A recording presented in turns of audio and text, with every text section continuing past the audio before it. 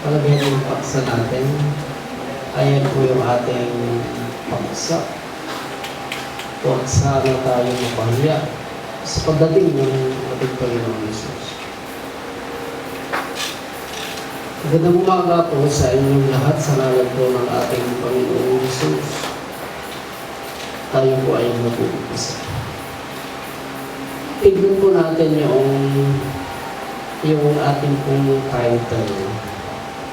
Pero sa mga harap na ito. Ay, number 1 na lang na lagi siyang maamingay.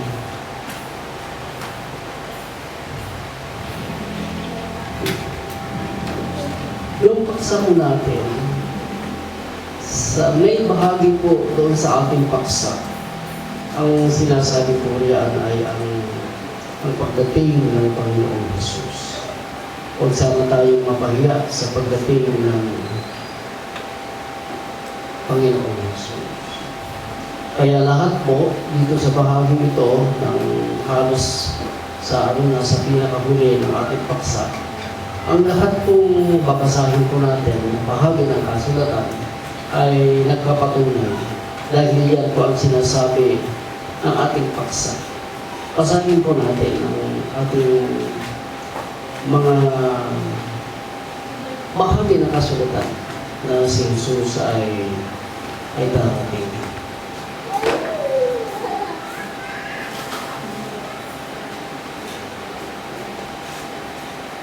Wala yung So now, little children, abide in Him. Ito ang surat po ni John sa unang 1. Sundan po lang natin. And now, little children, abide in Him, that when He shall appear, we may have confidence. May pagkakatiwala tayo. We may have confidence. And not be ashamed before Him at His coming. At tama po na nakaunay po na ang Panginoong Yesus ayon po dito sa unang bahagi ng kasulatan natin binasa ni Jesus ay darating. Darating siya ang sinasabi ng banal na kasulatan. At ang sumusunod po diyan,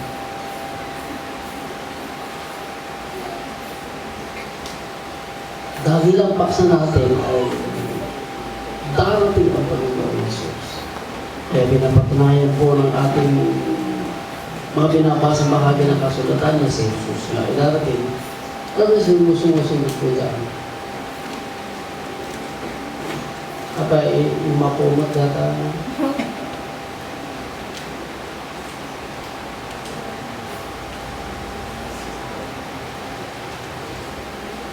para makita po nila.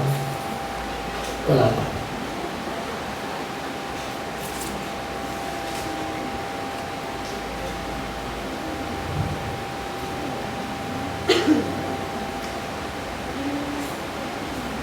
Magbasa na ako dito sa 1 Corinthians. Titignan ko na rito sa 1 Corinthians. So, unahin ko na po dito. Unang Corinto, verse 7. Ito na ang unahin ko. 1 Corinthians chapter 1 verse 7. So that you become behind and no gift.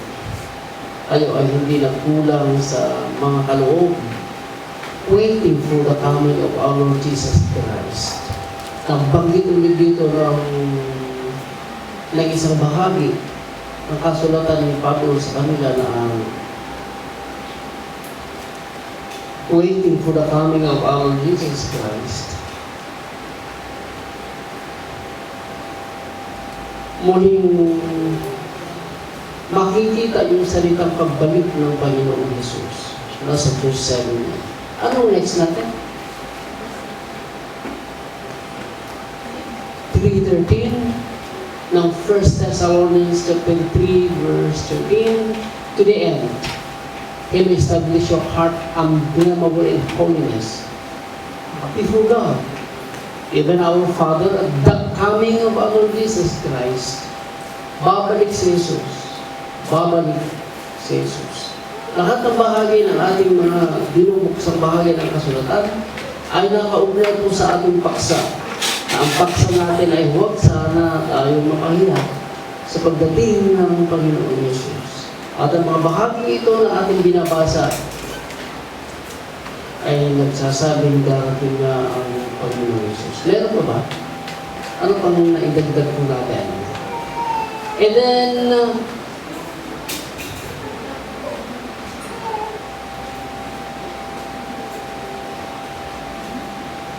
hindi siya.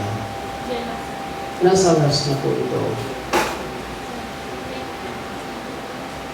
And beloved and minamahal, ngayon at tayo na ay anak ng Diyos, at hanggang ngayon hindi pa natin alam kung anong magiging tayo.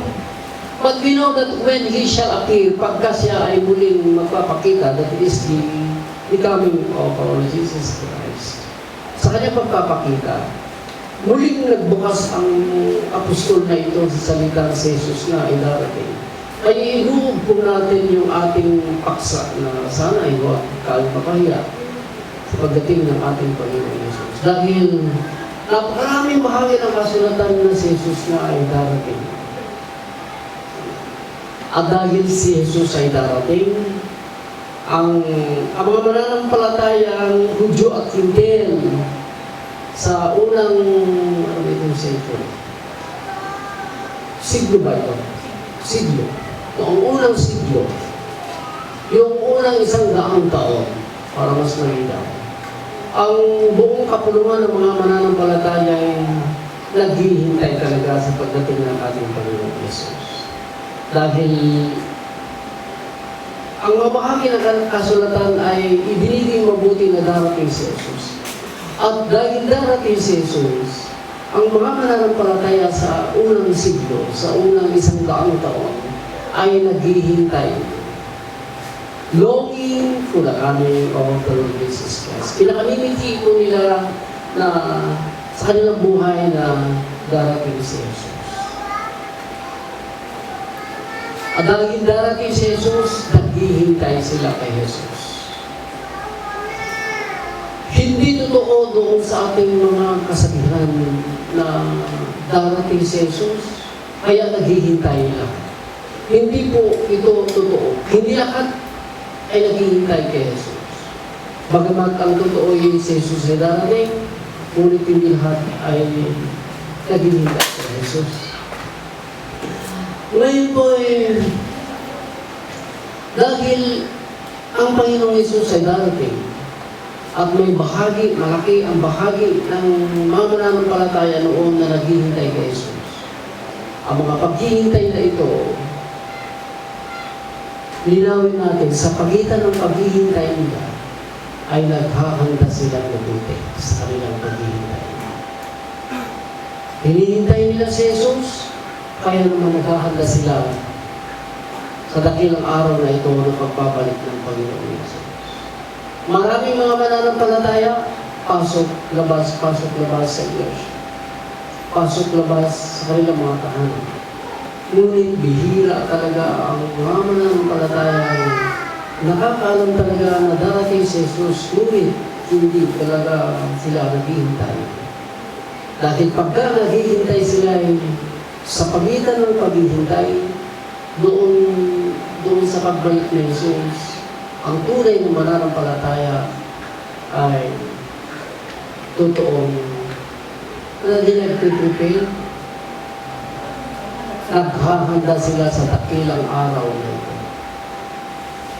Napakaraming mga tao dito sa daigdig at napakaraming mga selebrasyon na nangyayari dito sa daigdig. Makakalagang selebrasyon, major at minor na selebrasyon, katulad ng wedding celebration, katulad ng ano ba yung ginawa natin yesterday? Dedication, and then wedding anniversary. Tama ba yan? Bago dumating ito, ang kanilang pakiramdam, ito ang pinaka. Ito yung mga mahalagang sagradong mga events na pinaghahandaan. At habang hindi pa dumarating ang mga mga napaka-espesyal na mga araw na ito ay labis na ipinutuon nila kanilang sarili at ang kanilang mga araw, ang kanilang mga financial, bago dumali ang araw na ito. Alam niyo bakit naghahanda ang maraming tao sa mga espesipikong mga selebrasyon na yan? Dahil ayaw nila na pagdating ng mga araw na ito ay mapahiya sila one day. Ayaw nila. Lalo na't pagka merong isa sa mga tinitingalang kilalang tao malapit sa kanilang buhay at hinihintay nila ito na darating, ipinaghahanda ang lahat. Tahanan ay inihahanda, sarili ay inihahanda, nail extension, pati ang mga ito'y extensionado, lahat. Dahil pinag-iisipan, ano ba ito? Ito bang good? Mayroong brown sa baba? O ito na lang at may talagang pang makita mo medyo mabata-bata kapag kayo siguro. Ang lahat na ito ginagawa para sa pagdating ng araw na ito na pinakamimithi, hindi sila makahiya. At ang iglesia ay hindi malayo na ganito nga ang kanilang paghahanda. Uulitin ko, hindi lahat ng tao dito sa daigdig, sa kalagitnaan din ng mga mananampalataya naghahanda ang mga tao. Lahat. Material na pakasigasig, pagkamaterial na pinag-usapan na paghahanda. Ngunit ang mga paghahanda ito kung higit sa material at pinusya ng paghahanda, yung ating ginagawa doon sa dakilang pagdating ng Panginoon Jesus, tiyak ko mapapahiya tayo. Wala na sanang paghahanda pa na pinaghahandaan natin mabuti kundi itong dakilang araw na pagdating ng Panginoon Jesus. Ay sinasabi ni John, noong sulatan niya ang mga mananampalatayang Hudyo, sana huwag tayong mapahiya sa kanyang pagdating. Dahil one day, pagdating ni Kristo, maraming mga leaders sa church, kinikilala mga pastor sa church, nire-respeto mga pastor sa church, mga opisyal, dahil hindi lahat ng nag-preach nito ay naghahanda ng tunay.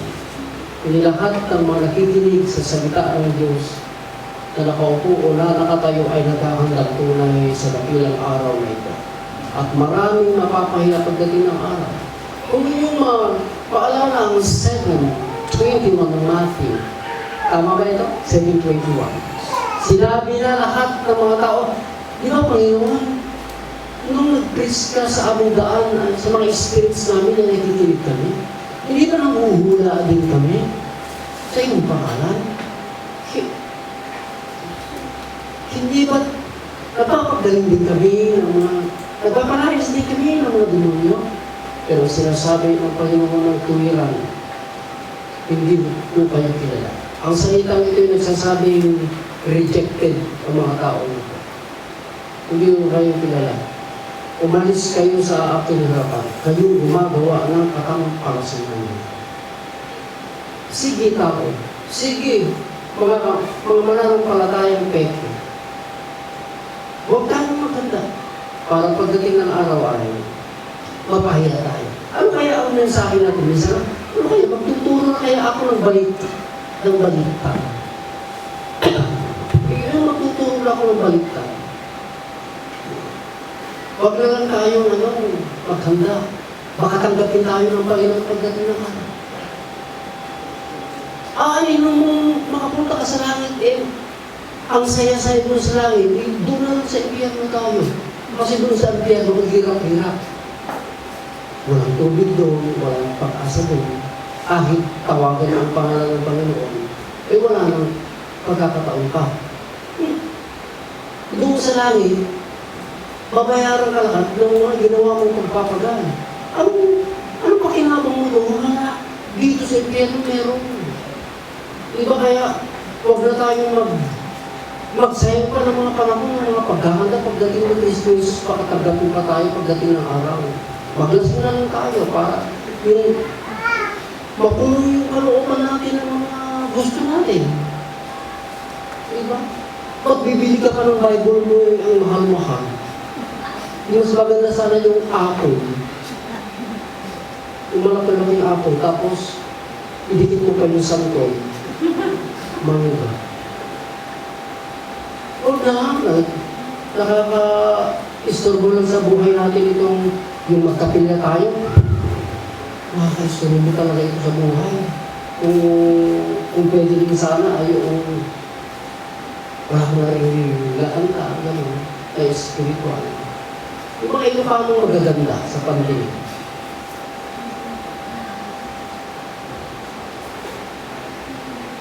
Dahil nakakapagod din talaga ang sumunod sa kalooban nito.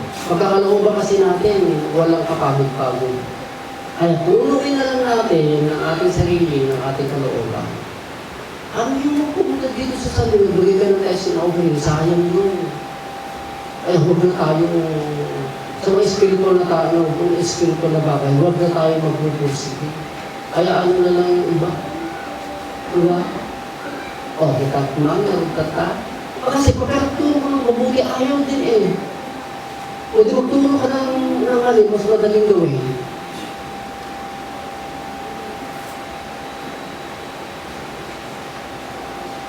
Ngunit napakapapalad.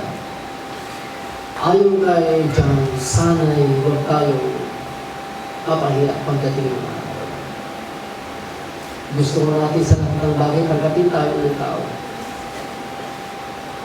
Ngunit pagdating sa spiritual, alam natin darating sa Jesus, ay wala tayong pagpupursige. Na kahit alam natin one day ay tatanggihan ni Jesus ang maraming tao. Pero wala pa rin tayo yung pagpupursige. Ang mga mananampalataya, alam nila ni Jesus ay darating. At kaya naman sila naghihintay. Ang paghihintay nila ito ay meron po silang ginagawa. Yung one day ay hindi sila makahiya pagdating ng dakilang araw na ito. At nakalakit dito sa mga nabasa natin ang kanilang ginagawang pag-ihintay. Pag ihintay pa kayo ng mga ganong mga selebrasyon, ano yung ginagawa? Alam na natin kung ano ang ating lulutuin. Alam na natin kung sino ang mga ninong at ninang. Alam na natin kung ano ang place kung saan natin dadawin. Alam na natin lahat. Pero pagdating doon sa pagdating ni Kristo Jesus, wala tayong alam lahat. Ngunit sa mga nakasulatan, inilatag ng mga apostol ang kanilang paghahanda ng katulad nito. Basahin natin ang mga paghahandang ito na nakasaad sa mga binasa po natin. Mag-open po tayo, kahit saan tayo mag-open, pwede. Diyan. Kung uunahin natin, anong iuna natin? Ayun. Sabay ito ba? O sige, now, little children, abide in Him. Ito ang salita ni John. Manatili ka sa Kanya. Bakit? Para meron kang confidence. You know the word confidence, brother. Meron kang atiyakan. May lakas loob ka nakaharap kay Kristo Jesus. And now, little children, abide in Him, that when He shall appear, we may have confidence. Wala yung, baka pagdating ng araw ha, baka tatanggihan ako. Pagka ikaw ay nananatili kay Kristo Jesus, malakas ang iyong loob. Kaya manatili kayo ang sinasabi ni Apostol John, para meron tayong lakas loob, may confidence tayo, and not be ashamed before Him at His coming. Manatili ka sa Kanya. Ang manatili kay Kristo Jesus ay ang pananatili ng salita ng Diyos sa atin. At ang pananatili ng salita ng Diyos sa atin ay kabanalan ang buhay na nandiyan sa atin. Bihira sa mga religiyon na may kabanalan. Ngunit napakapapalad ang mga tao na nanatili kay Jesus. Dahil nanatili sila sa salita ni Jesus. Yung mga challenge ng Panginoon Jesus, abide in Him, and my word abide in Him. Tawa ba sa John 15 ito? Hindi ko na ibigay yung mga verses na. Abide in me, and if my word is abide in you, pagbubunga ka ng marami, you will bring much fruit at magagalak ang Ama niya. Hindi ka ba tinitignan ng ating mga bunga? Tignan niyo ang mga bunga ng Espiritu. Pagka tinitingnan natin ang mga bungang espiritual, makikita niyo kung paano tayo nananatili sa Kanya. At pagkatapos ito, meron ba yung chapter 3 dyan? Yung karugtong ng verse dyan, nandun ba siya? Tingnan natin. Beloved, now are we the sons of God? And if that not yet appear, what we shall be. Siyempre, hindi ka natin alam kung anong uri ito pagdating ng araw. Anong itsura. Pero yung itsura, siya ito. Pastor mo na, ang malatratrabahin mo na ako sabi, dahito mo na. And that we shall be. But we know that when He shall appear, we shall be like Him, or we shall see Him as He is. Pag yung glorified body, yung body natin. And everyone that hath this hope, may pag-asa ba kayo tungkol sa bagay na yan, yung darating si Jesus, at mababago ang ating anyo pagdating ng araw, kung sino siya, ay ganun din tayo, hindi tayo magkakasala, hindi? At ang sinasabi niya rito, and everyone that hath this hope in Him, purify himself. Kung paano si Jesus ay pure na pure din tayo. Kung may pag-asa tayo doon sa kanyang pagbabalik, ay pagka ang pinapag-asa mo doon sa kanyang pagbabalik, ay nililinis mo, you are purifying yourself before Him as Jesus Christ is pure. Ang buhay kasi naman kay Kristo Jesus ay napakapuro. Hindi kural. Purong tao ng Diyos. Ay napakabuti ang sinasabi ni John, manatili kayo kay Jesus. Abayan niya para meron kayong malakas na loob sa kanyang harapan pagdating ng araw. And then next, hindi lamang sa pananatili. Kaya ang kanilang pagkakatanungan sa dakilang araw na pagdating ni Kristo Jesus, lagi inaasahan nila na ang pagdating ni Kristo Jesus ay sa kanilang Panguna. Yun ang kanilang nasa puso. Inaasahan nila ni Jesus sa kanilang panahon ay darating na. And then next, ang sinasabi niya na, and then, wherefore, beloved, na makikita nyo na ang lahat ng bagay ay mawawala. Sinasabi ni Peter, wherefore, beloved, seeing that you look for such things, be diligent. Magsikap kayo na masumpungan kayo sa Kanya na mayroong kapayapaan. At liban doon sa mapuno ang kapayapaan natin sa ating puso, wala kong ispat. Walang ispat at walang kapitasan. Yan ang ating tinatakbo. Yan ang ating preparasyon. Doon sa habang wala pa si Jesus, yan ang ating paghahanda.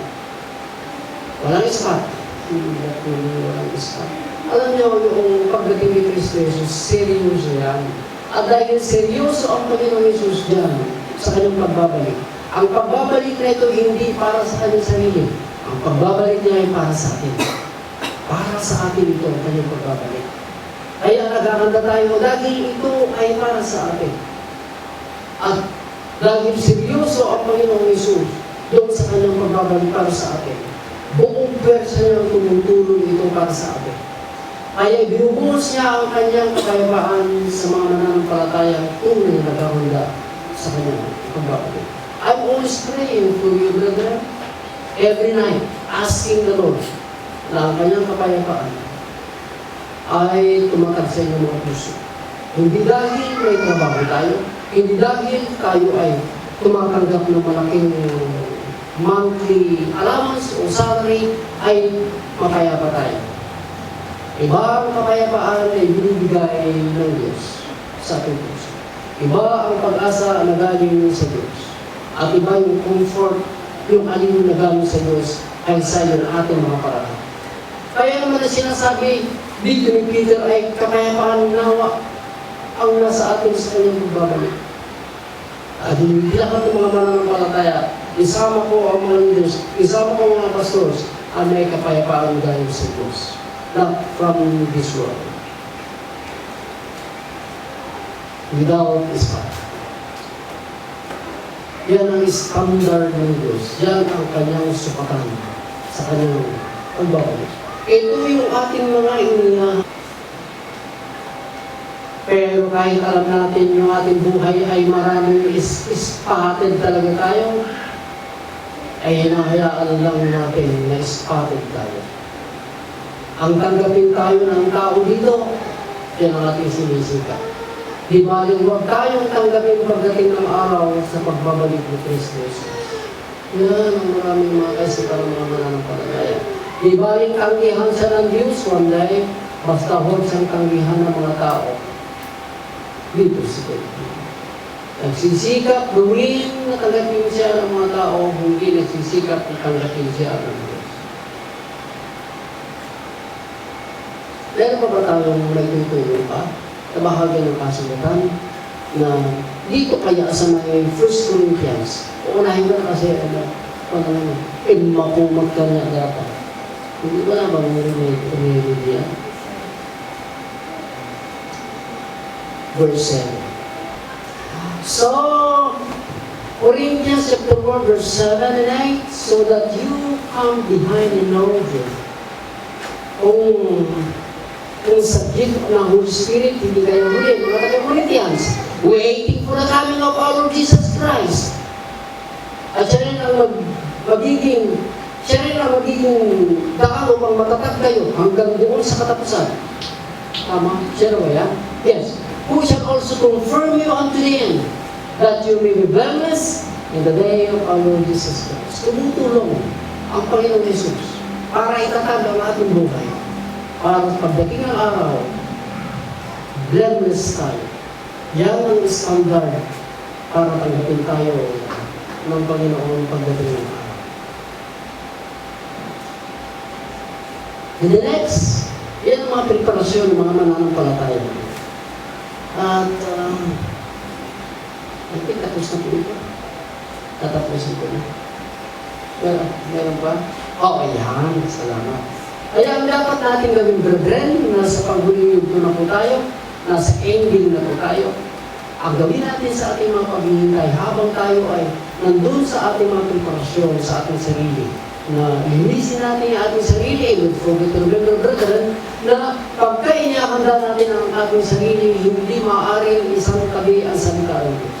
Dahil ang salita ni Kristo sa Ephesians chapter 5, verse 26 to 27, ay ito lamang ang magiging kasangkapan ng Iglesia na binigay ng Panginoon Jesus upang linisin ng Iglesia ang kanyang sarili. Na katanggap-tanggap, walang spot, ito ay blameless, dahil ang salita ng Diyos ay may kaya ng linisin ang ating kaluluwa. Kaya linisin natin ang ating kaluluwa bago dumating ang araw na ito. Ang salita ng Diyos, kahit kapanggap talaga ang dating natin, na kahit wala nang tumitingin, ang pakiramdam natin ay napakaraming tumitingin. Na pagka tayo nagdaraan, ang feelings natin ay pinupuri tayo kahit hindi naman. Kung gano'n ang ating pakiramdam, gumawa tayo ng pakiramdam na tinitingnan talaga tayo ng Diyos. At kailangan natin kasangkapan ng salita ng Diyos, wala nang iba pa. At doon, pagka ang salita ng Diyos ay nasa atin, ang banal na Espiritu ay kumikilos sa ating buhay. Kaya wala yung sinasabi ni James, ganito, ay itry natin, wala ba yung Diyos sa 7? Wala. And then be also, nasa na yung first, ayan, 7. Be also patient. Pag-imatyaga kayo sa pagdating, habang naghihintay kayo ay maging matyaga kayo. Bakit kailangan maging matyaga? Dahil sa ating buhay bilang isang mananampalataya ay kaiba sa mga hindi mananampalataya. Sila ay hindi naghihintay, tayo ay naghihintay. Kailangan tayo ay maging matyaga. Saan? Sa ating kapwa mananampalataya. Dahil kung minsan, nasasaktan nila tayo. Ay maging matyaga tayo. At madalas, ang daigdig, ang nagiging dahilan kung bakit tayo bumabagsak, maging matyaga tayo. Babagsak mo tayo, babangon tayo. Marami tayong mga tinatawag na may pagkakataon na confuse tayo. Yung confusion dumarating. Yung bang nalilito tayo. Hindi natin alam kung ano ang unahin, kung ano susunod. Sa buhay natin dito sa daigdig. Ngunit ang pag-asa natin ay maging matyaga tayo na hintayin ng Panginoon. Maraming mga troubles dito sa daigdig na nabibigo tayo. Pero maging matyaga kayo na dapat mapagtagumpayan natin ng mga bagay. Amen? Kapag ito, tapos na tayo. Kaya po ba tayo babasahin?